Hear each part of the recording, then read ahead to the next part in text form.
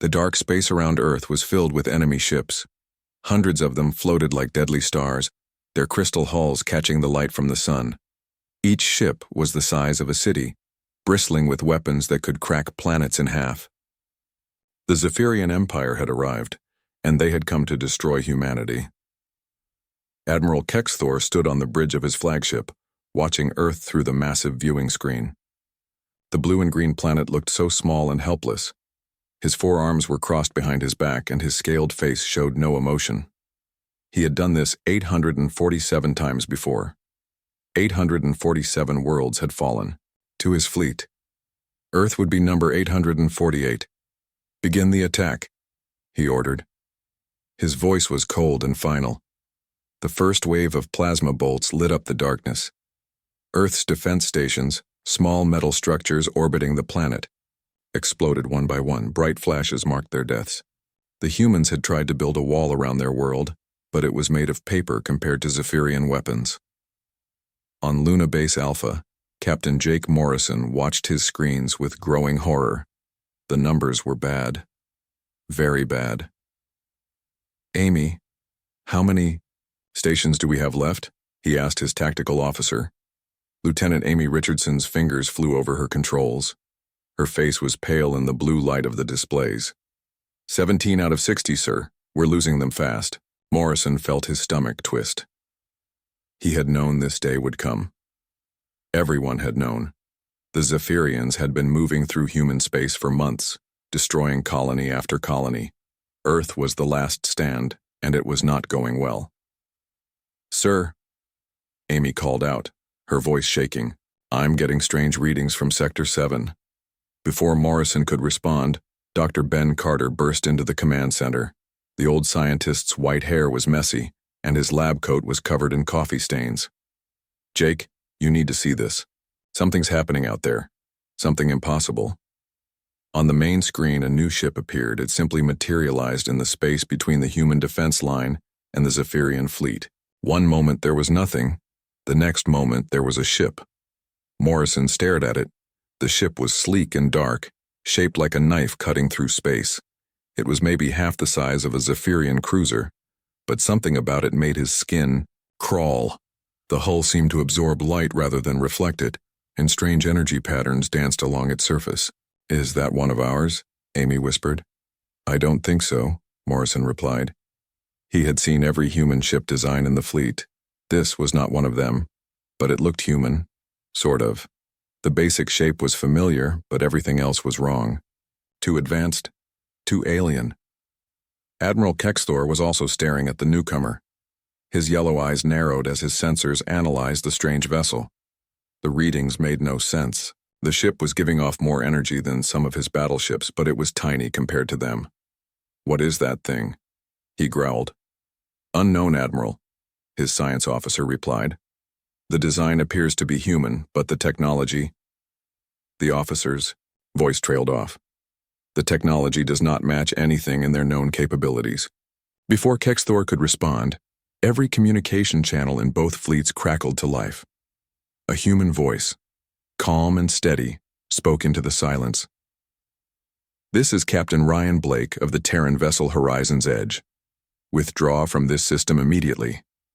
The words hung in space like a challenge. Morrison felt his jaw drop. A single ship facing down the entire Zephyrian fleet was ordering them to leave. It was either the bravest thing he had ever seen or the most foolish. Kexthor's laugh was like grinding stone. "Did that insect just give me an order?" He turned to his weapons officer. "Destroy it." The destroyer Sekval moved forward, its captain eager to please the admiral. The ship's main plasma cannon began to glow, building up power. It was a weapon that could melt asteroids and boil away atmospheres, more than enough to deal with one small human ship. The plasma beam lanced out, a column of pure destruction that could vaporize a mountain. It struck the Horizon's Edge dead center. Nothing happened. The beam hit the dark ship and simply vanished. No explosion. No damage. The ship didn't even move. It just absorbed the plasma like a sponge absorbing water. Everyone watching held their breath. This was impossible. No armor could withstand a direct hit from a Zephyrian plasma cannon. No shield. Technology known to any race could absorb that much energy. Then the horizon's edge did something even more impossible. 3 beams of light erupted from the dark ship. They were not plasma or lasers or any weapon anyone recognized. They were pure white energy that moved faster than thought. Each beam struck a different Zephyrian cruiser. The 3 ships simply ceased to exist. One moment they were there, massive and threatening. The next moment there was nothing but empty space and expanding clouds of glowing particles. The silence that followed was deafening. Both fleets stared in shock at where the 3 ships had been. In the space of 5 seconds, the mysterious vessel had done what all of Earth's defenses could not. It had hurt the Zephyrian fleet. Morrison found his voice first. "Amy, are you getting readings on that weapon?" Amy was frantically working her controls, but her instruments gave her nothing useful. "Negative, sir. Whatever they used, it's not showing up on any of our sensors. It's like the energy just appeared." On the Zephyrian flagship, chaos had erupted. Officers shouted reports and demanded explanations. Kexthor stood frozen, his mind trying to process what he had witnessed. In over a century of warfare, he had never seen anything like it. Then, as suddenly as it had appeared, the horizon's edge was gone. It didn't fly away or jump to hyperspace. It simply vanished, leaving behind only the expanding debris of the 3 destroyed cruisers. Morrison stared at the empty space where the ship had been. Did that really happen? Dr. Carter was studying his instruments with shaking hands. According to every sensor we have, a ship just absorbed enough energy to power a city for a year, and then turned it into a weapon that deleted 3 capital ships from existence. Then it disappeared into thin air. The Zephyrian fleet hung motionless in space. For the first time in their long history of conquest, they had encountered something they could not understand or explain. Admiral Kexthor felt a cold feeling in his chest that he had not experienced in decades. Fear. The attack on Earth's defenses had stopped. The Zephyrian ships maintained their positions, but they made no aggressive moves.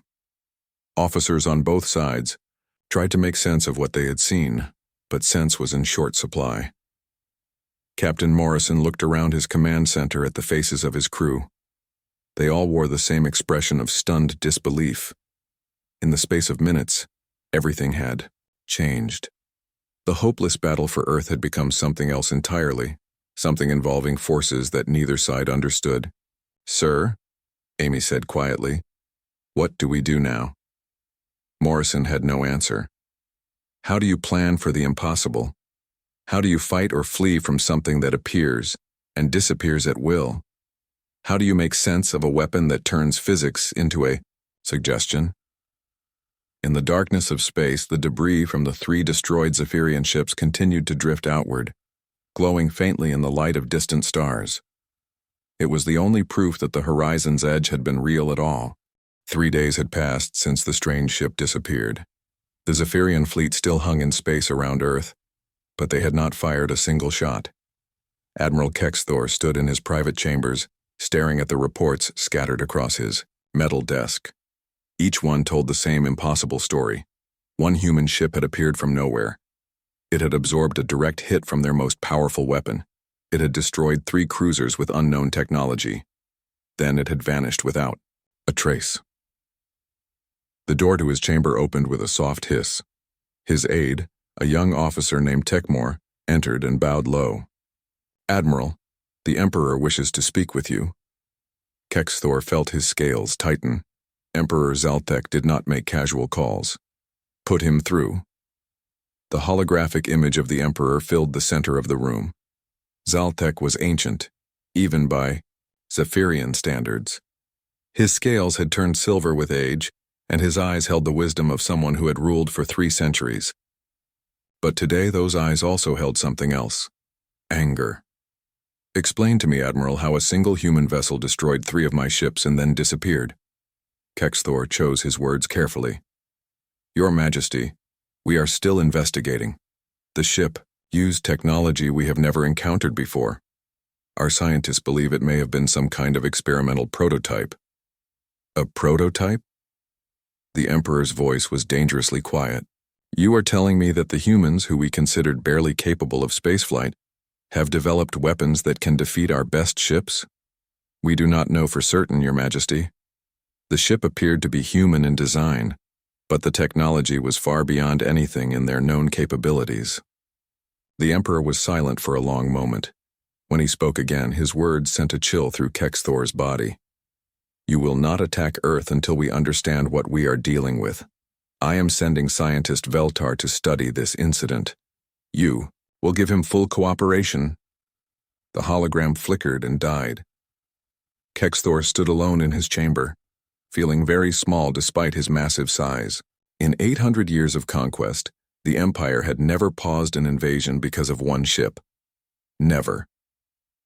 On the Zephyrian research station orbiting the gas giant Kepler-16b, Captain Lisa Brooks sat in her cell and listened. The guards thought she could not understand their language, but human intelligence had been studying Zephyrian speech patterns for years.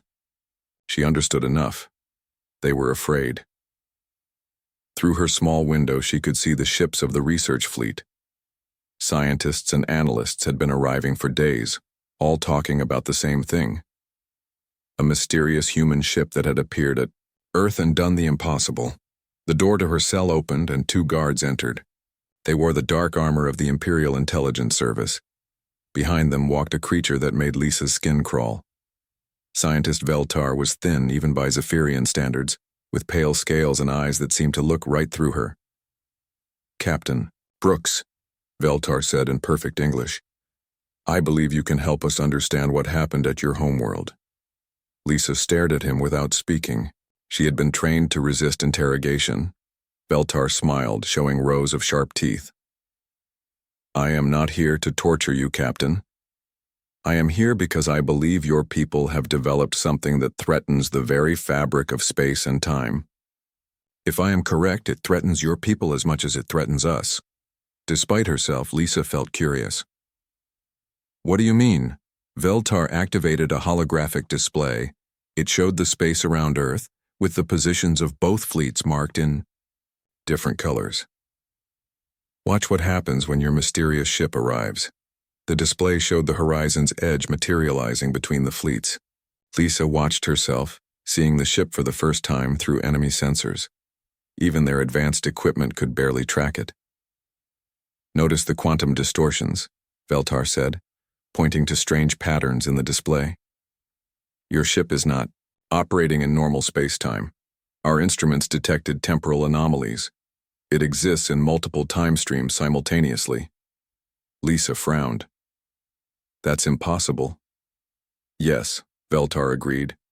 It should be impossible. Yet it happened. Which means your people have mastered technology that our greatest scientists consider theoretical at best. The scientists changed the display to show energy readings. When your ship absorbed our plasma beam, where did that energy go? It was enough to power a small moon for a year. It did not simply disappear. Our laws of physics say it had to go somewhere. Lisa studied the readings. She was a pilot, not a scientist, but she had enough training to understand what she was seeing. The energy levels were incredible.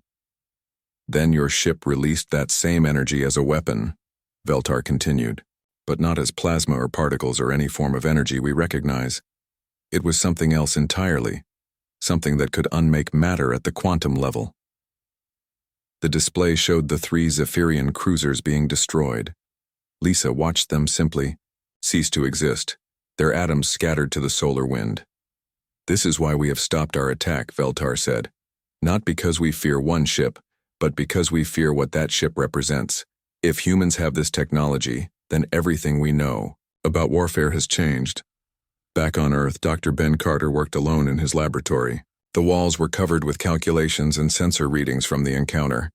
His coffee had gone cold hours ago, but he did not notice. He was too focused on the impossible data. Captain Morrison entered the lab, followed by Lieutenant Amy Richardson. Both looked tired. Neither had slept much since the incident. Ben, tell me you have something, Morrison said. Carter looked up from his work, his eyes red with exhaustion. I have something, but you are not going to like it. He activated his main display, showing a three-dimensional map of the solar system. I have been analyzing every scrap of data we recorded about that ship. The quantum signatures, the energy patterns, everything. And? Amy asked. The ship was not operating under our laws of physics. Look at this. Carter highlighted a section of the data. When it appeared, space-time itself bent around it. Not like a gravity well, but like the ship was existing in multiple dimensions at once. Morrison stared at the display. What does that mean? It means that ship was not from our time period, Carter said quietly. The temporal distortions suggest it was existing in the past, present, and future simultaneously. That is the only way to explain how it could absorb so much energy and redirect it instantly. Amy shook her head. Are you saying it was a time machine? I am saying it was something far more advanced than anything we have ever imagined. The energy absorption and redirection system alone would require technology centuries beyond our current capabilities. Morrison felt a cold weight in his stomach. Then where did it come from? Who built it? Carter was quiet for a moment. The hull design was definitely human. I compared it to every experimental project in our databases. It matches design philosophies from the Luna shipyards, but advanced far beyond anything we are currently building. So it was one of ours? It was human, Carter said carefully. But whether it was one of ours, he trailed off, staring at his calculations. In the depths of space, far from both Earth and the Zephyrian fleet, other ships moved through the darkness. They were similar to the horizon's edge, but each was slightly different. Their crews monitored the situation around Earth with instruments that could see across time itself. Captain Ryan Blake stood on his bridge, watching the temporal streams flow around his ship. His crew worked quietly at stations that would not be invented for another 200 years. They had done their job. The first contact had been made. The pattern had been established. Now they had to wait and see if the Zephyrians would react as predicted. If the historical records were correct, the Empire would begin to tear itself apart within weeks. Fear and paranoia would do what no human weapon could accomplish. Blake turned to his temporal navigation officer. Set course for the next coordinate. We have more work to do.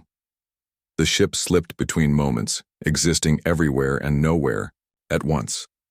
Behind them, two civilizations struggled to understand what they had witnessed, never knowing that the answer lay not in space, but in time itself. Commander Nina Walsh sat in the intelligence center of the Zephyrian capital ship, staring at files that made her head hurt. For 3 weeks, reports had been flooding in from across the Empire. Each one told a similar story. Each one was impossible to believe. A ship appears from nowhere. It demonstrates technology that should not exist. It disappears without warning. Always the same pattern, always involving humans. She opened the first file. Colony World Rigel 7, conquered 6 months ago. A single human ship had appeared during the final battle. It had used some kind of energy weapon to destroy an entire Zephyrian battle group. Then it vanished. The local commander had reported it as a sensor malfunction. The second file was from Proxima Centauri. 8 months ago, another mysterious ship. This one had somehow made 3 Zephyrian destroyers simply stop working. Their crews were unharmed, but every system on their ships had failed at exactly the same moment. By the time they got their ships working again, the strange vessel was gone. Nina opened file after file. Kepler 442b, Wolf 359, Tau Ceti, Ross 128.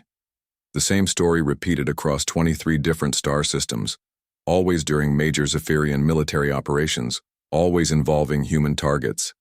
Commander Walsh, a voice called from behind her. She turned to see scientist Veltar approaching. The thin researcher looked even more tired than usual. "Doctor," she acknowledged. "I assume you are here about the pattern analysis?" "Indeed." "Have you finished reviewing the reports?" Nina gestured to the holographic displays surrounding her workstation. 23 confirmed sightings, all involving similar vessels, all demonstrating impossible technology, all appearing when human colonies were under attack. Veltar activated his own display. I have been analyzing the quantum signatures from each incident. Look at this. The display showed complex mathematical formulas that hurt Nina's eyes to look at. The quantum resonance patterns are identical across all 23 encounters. Not similar, identical. Down to the smallest measurement. Nina felt her stomach drop. You mean it was the same ship, appearing in 23 different places? That is one possibility, but the timing makes it impossible. Several of these encounters happen simultaneously across the galaxy. No ship can be in two places at once. Then what are you suggesting? Veltar was quiet for a moment. I believe we are dealing with multiple ships using the same technology. Technology that allows them to exist outside normal space-time. Nina studied the data. These incidents go back over a year. Why are we only noticing the pattern now? Because each local commander assumed they were dealing with an isolated event. It was not until the Earth incident that High Command began looking for connections. On the distant world of Kepler 442b, Colonel Steve Martinez crouched in the ruins of what had once been a human settlement. The Zephyrians had conquered this world 8 months ago, but pockets of human resistance still fought on. His communication device crackled to life. Colonel, we have movement in Sector 7. Martinez adjusted his position behind a fallen concrete barrier. Zephyrian patrol? Negative, sir. It looks like civilians, survivors from the old mining camp. Martinez made his way through the rubble to where his scouts were positioned. Through his binoculars, he could see a small group of humans moving carefully through the wasteland. They were thin and dirty, but alive. Cover me, he told his team, then moved out to intercept the survivors. The group was led by an old man with a white beard. He looked up as Martinez approached, fear clear in his eyes. It's okay, Martinez said quietly. We're human resistance. You're safe. The old man's shoulders sagged with relief. Thank God. I thought we were the only ones left. What happened? To your settlement? The crystal ships came, the old man said, just like everywhere else, but then... He paused, looking confused.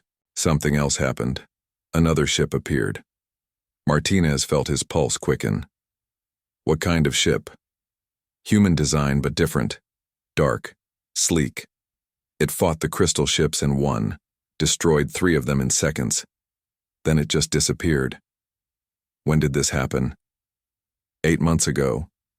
During the initial invasion, the old man looked directly at Martinez. The strange thing is the locals knew about it, the indigenous people.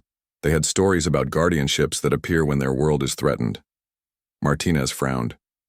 The indigenous population of Kepler 442b had been wiped out during the Zephyrian conquest.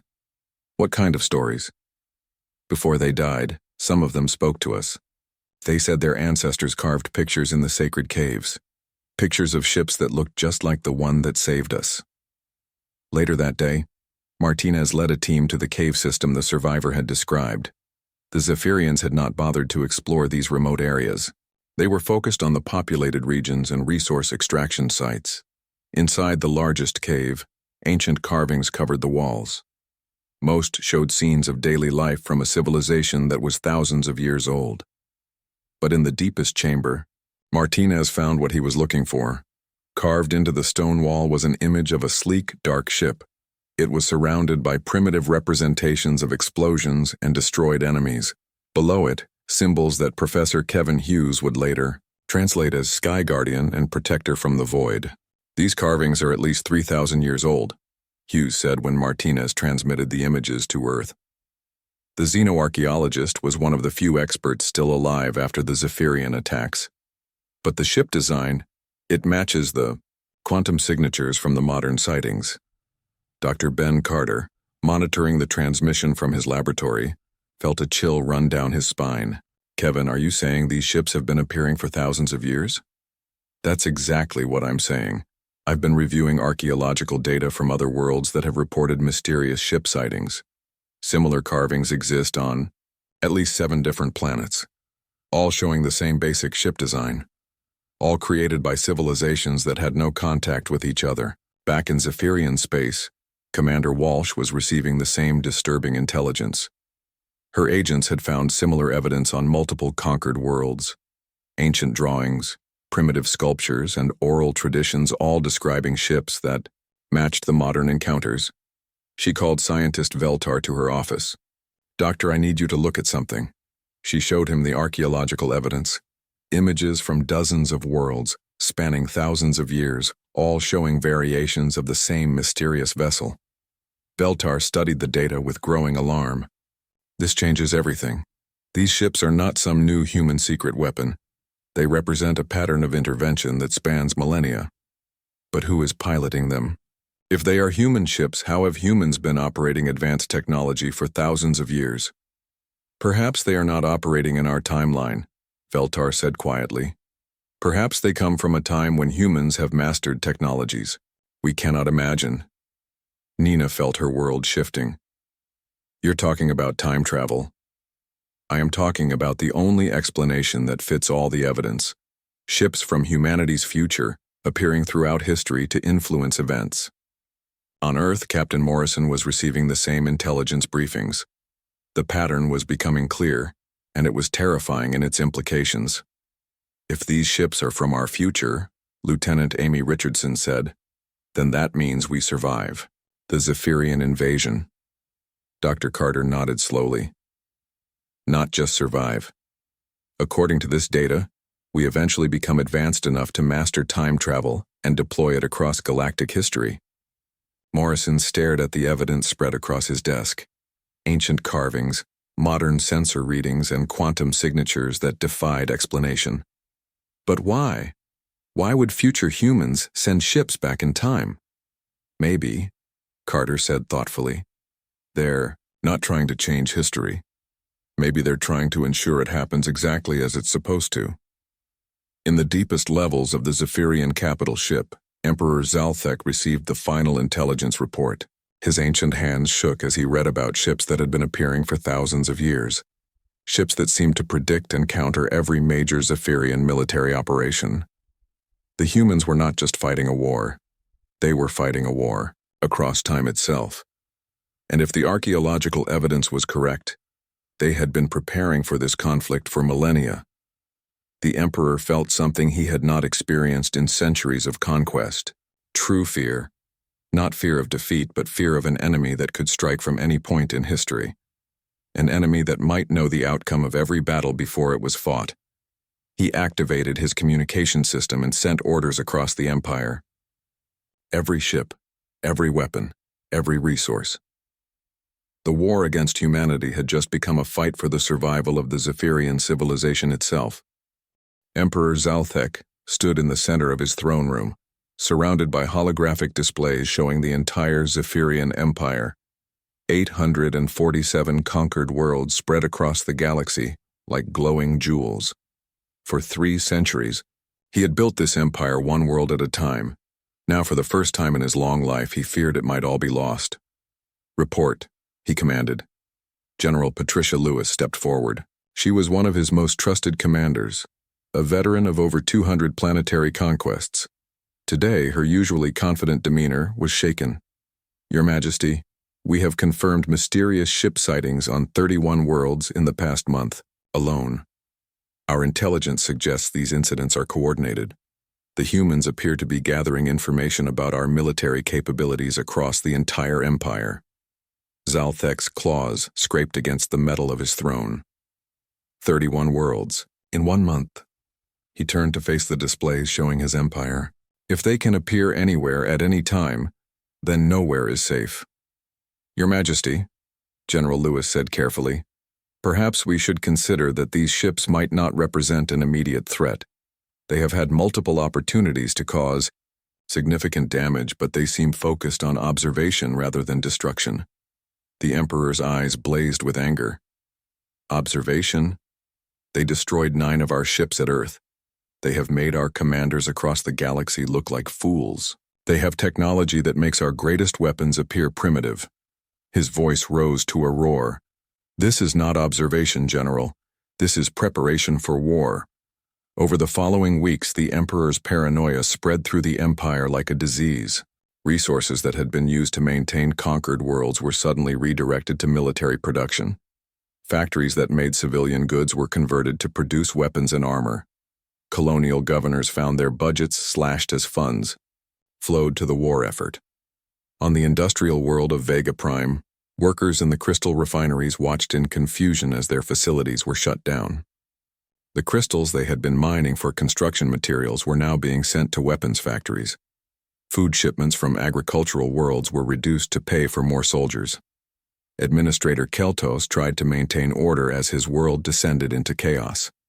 "The humans are coming," was all the explanation he received from High Command. "Prepare for invasion." But no invasion came. The mysterious ships appeared twice more near Vega Prime, observed the increased military activity, and vanished. Each sighting sent the local garrison into a panic. Soldiers who should have been maintaining peace were instead building bunkers and setting up defensive positions against an enemy that never attacked. On Rigel 7, the situation was even worse. Governor Merjak had received orders to find and eliminate any human agents who might be working with the mysterious ships. Since there were no human agents on Rigel 7, the governor began arresting anyone who showed any sympathy toward humans. Soon his prisons were full of his own citizens. The conquered populations began to rebel. On 12 worlds, uprisings broke out as local governments became more oppressive. The Zephyrians were forced to pull troops from other assignments to deal with the revolts, weakening their defenses elsewhere. General Lewis watched the reports with growing alarm. She requested a private audience with the Emperor. "Your Majesty, our response to the human threat is causing more damage than the humans themselves. We are destroying our own empire from within." Emperor Zalthek studied her with cold eyes. "Are you questioning my judgment, General?" "I am questioning whether our current strategy serves the Empire's interests. We have pulled resources from 70% of our colonies to build defenses against ships that appear for minutes at a time and then disappear. Our colonial populations are rebelling because we can no longer provide basic services." The Emperor stood slowly. "General Lewis, do you believe these human ships are not a threat?" "I believe they are a threat, Your Majesty, but perhaps not the kind of threat that requires us to turn our entire empire into an armed camp." "I see." The Emperor's voice became dangerously quiet. "Tell me, General, how do we know you are not working with these humans? How do we know they have not somehow influenced your thinking?" General Lewis felt a chill run through her body. "Your Majesty, I have served the Empire faithfully for over 60 years. I have conquered 14 worlds in your name." "Yes, you have, which is why your betrayal is so disappointing." The guards moved before Lewis could react. Energy restraints locked around her arms and legs. "Your Majesty, please, I am not a traitor. The humans have technology that can bend space and time. Who knows what else they can do? Perhaps they can control minds. Perhaps they have been influencing my commanders for years, preparing for this moment." The Emperor turned away from her. "You will be executed at dawn as an example to others who might be compromised." News of General Lewis's execution spread quickly through the military hierarchy. If the Emperor's most trusted general could be accused of treason, then no one was safe. Commanders began to suspect each other. Loyalty oaths were demanded daily. Officers who expressed any doubt about the military buildup found themselves under investigation. Admiral Tony Rodriguez, commanding the Human Defense Fleet at Tau Ceti, received intelligence reports about the chaos spreading through the Zephyrian Empire. His aide, Commander Derek Thompson, brought him the latest data. "Admiral, our sources inside Zephyrian space report massive troop movements. They're pulling forces from conquered worlds and concentrating them in key systems. But sir, they're also experiencing widespread rebellions. 17 worlds are now in active revolt." Rodriguez studied the tactical displays.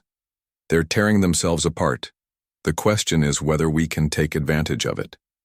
Dr. Samuel Johnson, the physicist, who had been studying the quantum communication signals, entered the command center. "Admiral, I have news about those transmissions we've been detecting." "What kind of news?" "I've managed to decode part of the signal structure. The messages are definitely human in origin, but they're using encryption methods that won't be developed for another century at least. More importantly, The signals are being transmitted from multiple points in space-time simultaneously. Rodriguez frowned. Multiple points, you mean different locations? I mean different times. The signals originate from the past, present, and future all at once. It's as if someone is coordinating events across the entire timeline. Commander. Thompson looked up from his datapad. Sir, we're receiving reports of mysterious ship sightings near 3 more Zephyrian strongholds. The ships appeared, observed the military installations, and then vanished. And let me guess, Rodriguez said. The Zephyrians responded by increasing security and pulling more resources away from their colonies. Exactly, sir. Rodriguez began to understand what was happening. The mysterious ships were not trying to destroy the Zephyrian Empire through force. They were causing the Empire to destroy itself through fear and paranoia. Every appearance triggered an overreaction that weakened the Empire's hold on its conquered territories. On the Zephyrian capital world, Emperor Zaltek paced through his palace like a caged animal. Reports of rebellions arrived hourly. His military commanders sent constant requests for more troops, more weapons, more resources to deal with threats that never materialized into actual attacks. Your Majesty, his aide Tekmor said nervously, the governors of the Outer Rim territories are requesting permission to negotiate with their rebel populations. They believe some concessions might restore order. Concessions? The Emperor's voice was deadly quiet. The rebels are obviously working with the humans. Any governor who wants to negotiate with them is probably compromised as well. Tekmor swallowed hard. Your Majesty, what are your orders? Send the 7th Fleet to the Outer Rim. Any world that is in rebellion will be sterilized. If we cannot trust our subjects, then we will replace them with loyal colonists. Sir, that would mean destroying 17 worlds and killing billions of our own citizens. The Emperor turned to stare at his aide. Are you questioning my orders, Tekmor? The young officer realized his mistake too late. No, Your Majesty. I will transmit your orders immediately. As Tekmor left to carry out the Emperor's commands, Zaltek stood alone in his throne room. Around him, the holographic displays showed his empire burning, not from external conquest but from internal collapse. The humans had done this somehow. Their impossible ships had appeared just often enough to drive him to actions that were destroying everything he had built, but he could not stop. To show weakness now would invite more rebellion. To admit that his response had been excessive would undermine his authority. The mysterious ships had trapped him in a cage of his own making, and every action he took only made the bars stronger. In the depths of space, Captain Ryan Blake watched the temporal streams flowing around his ship. The plan was working perfectly. The Zephyrian Empire was collapsing under the weight of its own fear, just as the historical records had predicted. Soon, the final phase would begin. The Zephyrian Empire was dying. 6 months after the first appearance of the mysterious human ship, rebellions raged across 43 worlds. The Imperial fleet, once the terror of the galaxy, was scattered and weakened. Resources meant to maintain the Empire had been poured into weapons that fought shadows. Captain Jake Morrison stood on the bridge of his command ship, watching the tactical displays with amazement. The Zephyrian forces around Earth had pulled back to defensive positions. They no longer tried to attack. They simply waited, watching the empty space for ships that might appear at any moment. Sir, Lieutenant Amy Richardson called from her station. We're receiving multiple reports from our resistance contacts. Zephyrian forces are retreating from 12 more systems. Morrison nodded. The impossible was happening. The mighty empire that had conquered nearly 1,000 worlds was crumbling without a single major battle. Any word from our mysterious friends? Nothing for the past week, sir. No sightings anywhere in known space. Dr. Ben Carter entered the bridge, carrying a data pad filled with his latest calculations. Jake, I think I know why the ships have stopped appearing. What do you mean? Look at this. Carter activated the main display, showing a timeline of ship appearances and Zephyrian military responses. Every time one of those ships showed up, the Zephyrians overreacted. They pulled troops from stable worlds to defend against threats that never materialized. They executed loyal commanders for imaginary treason. They turned their entire empire into a police state. Morrison studied the pattern. You're saying the ships were deliberately provoking these reactions? I'm saying someone with perfect knowledge of Zephyrian psychology designed these encounters to cause maximum paranoia with minimum actual damage. And now that the Empire is collapsing on its own, the ships are no longer needed. Before Morrison could respond, every sensor on the bridge activated at once.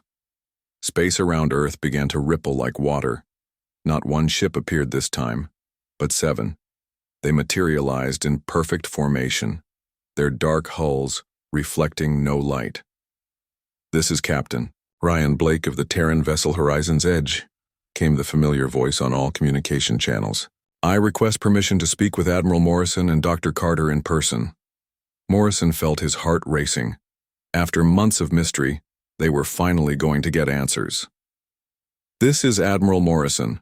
Permission granted. How do you want to handle the meeting?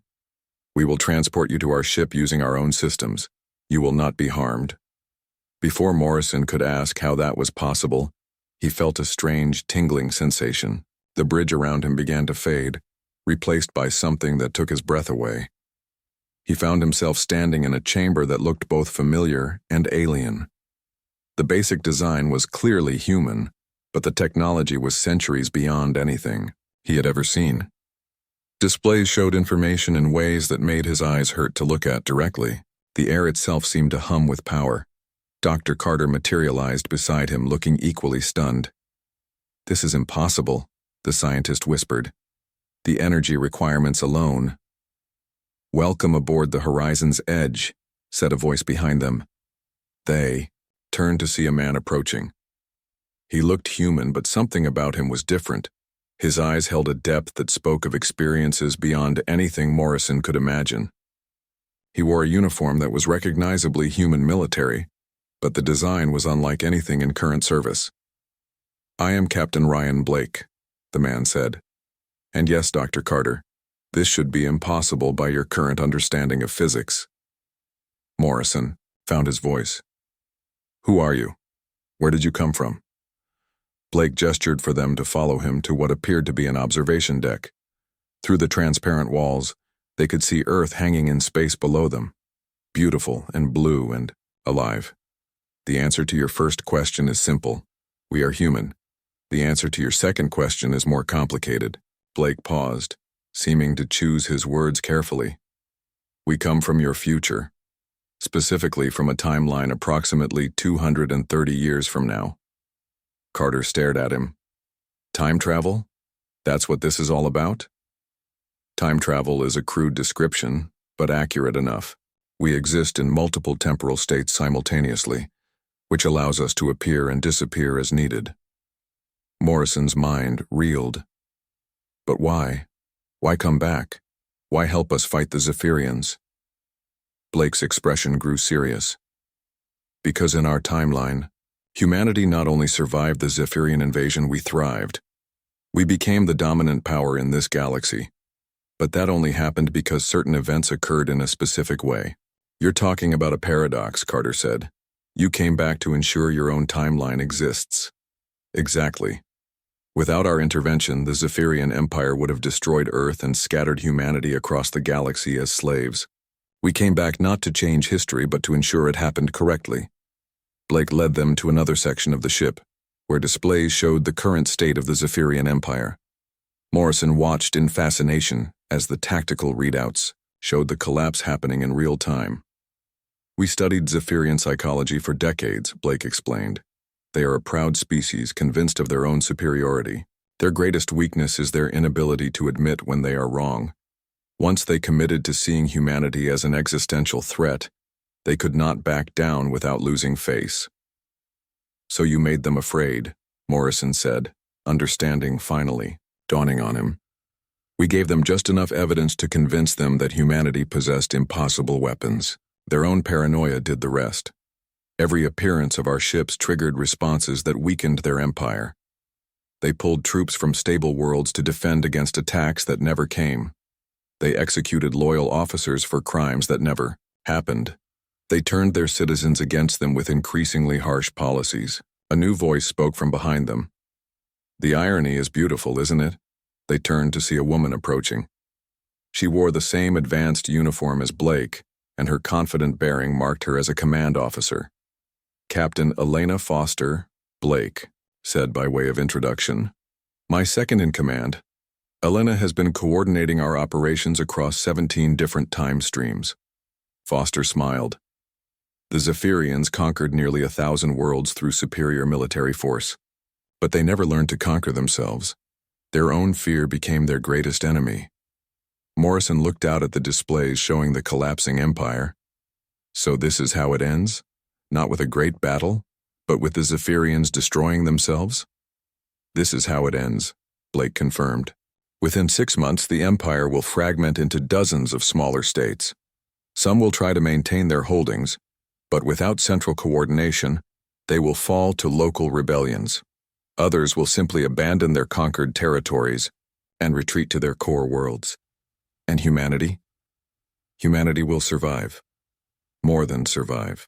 In the chaos following the empire's collapse, human colonies will declare independence and form new alliances. Trade networks will develop. Technology will advance. Within 50 years, humans will be the primary power in this region of space. Doctor, Carter was studying the ship's displays with fascination. This technology, how did we develop it so quickly? Foster laughed. Quickly? It took us over 2 centuries to master temporal mechanics. The scientific breakthrough came from studying Zephyrian quantum crystals combined with human creativity and determination. Blake checked a display on his wrist. We need to return you to your ship. Our work here is finished. Wait, Morrison said. Will we see you again? No. Our mission in this time period is complete. We will return to our own era and let history proceed as it should. But what about the records? People will want to know what happened. Blake smiled. Most people will never believe the truth. They will create their own explanations. Some will say the Zephyrians simply overextended themselves. Others will claim it was brilliant human strategy. A few will guess at outside intervention, but they will be dismissed as conspiracy theorists. And the truth? The truth is that humanity's greatest weapon was never our technology or our military might. It was our ability to understand our enemies better than they understood themselves. We knew that the Zephyrians would defeat themselves if given the right motivation. The strange tingling sensation returned, and Morrison found himself back on his bridge. Carter appeared beside him, both men staring at the space where the mysterious ships had been. The 7 vessels were gone, leaving no trace they had ever existed. Sir, Amy called out. We're receiving transmissions from across the sector. Zephyrian forces are withdrawing from multiple systems. It looks like a general retreat.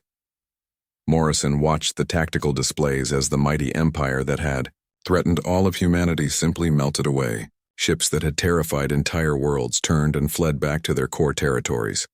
The great invasion was over, not with thunder and explosions, but with whispers and shadows. Admiral, Amy said quietly, how do we explain this in our reports? Morrison thought about Blake's words. Most people would never believe the truth. We don't, he said finally. We simply report that the enemy withdrew. History will decide what that means. Years later, scholars would debate what caused the sudden collapse of the Zephyrian Empire. Most would conclude it was a combination of overextension and internal weakness. They would be right in a way. They would just never know about the 7 ships T